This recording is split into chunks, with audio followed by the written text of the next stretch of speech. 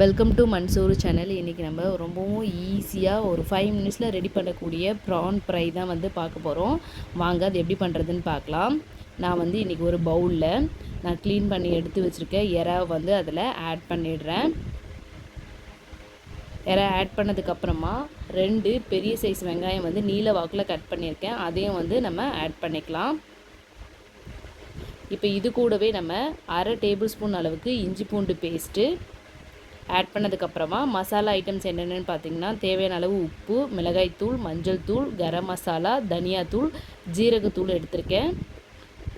எல்லாத்தையும் வந்து ஆட் பண்ணிடுங்க. இதை ஆட் பண்ணதுக்கப்புறமா 1 டேபிள் ஸ்பூன் அளவுக்கு எண்ணெய் வந்து ஆட் பண்ணிக்கலாம். ஆட் பண்ணிவிட்டு இதை வந்து நல்லா மிக்ஸ் பண்ணி விடுங்க.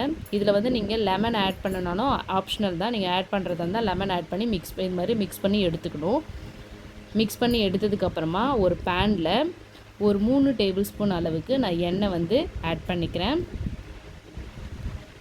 எண்ணெய் வந்து நல்லா ஆட் பண்ணதுக்கப்புறமா இதில் ஒரு 1/2 டேபிள் ஸ்பூன் அளவுக்கு ஜீரகம் வந்து ஆட் பண்ணுறேன். ஜீரகம் வந்து நமக்கு நல்லா பொரிஞ்சு வரணும். இந்த மாதிரி பொரிஞ்சு வந்ததுக்கப்புறமா நம்ம மிக்ஸ் பண்ணி வச்சுருக்க அந்த எறாவை வந்து இதில் வந்து ஆட் பண்ணிடலாம். எல்லாத்தையுமே வந்து நல்லா ஆட் பண்ணிவிட்டு ஃபுல்லாக வந்து நல்லா மிக்ஸ் பண்ணி விடுங்க.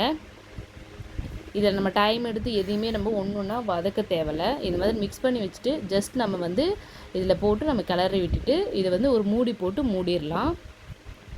மூடிட்டு அடிக்கடி வந்து நீங்கள் கொஞ்சம் தொடவி விட்டுட்டே இருங்க. அது கிளறி விடும்போது என்ன ஆகுனா அடி பிடிக்காமல் இருக்கும். ஸோ அதனால் மூடி போட்டு நல்லா வந்து இதை வேக விட்டுருங்க. பாருங்கள், இப்போது நம்ம ஆட் பண்ணது வந்து நம்ம இதில் வந்து தண்ணி எதுவும் ஆட் பண்ணல. எறா வந்து ஆல்ரெடி அதில் இருக்கிற வாட்ரு வந்து நீங்கள் வெளியில் வரும்போது நம்மளுக்கு குக் பண்ணுறதுக்கு ஈஸியாக இருக்கும். இல்லை உங்களுக்கு இன்னும் கொஞ்சம் தண்ணியாக ஆட் பண்ணி வேக விடணும் அப்படின்னா இந்த ஸ்டேஜில் வந்து நீங்கள் கொஞ்சமாக தண்ணி வந்து ஆட் பண்ணிக்கோங்க.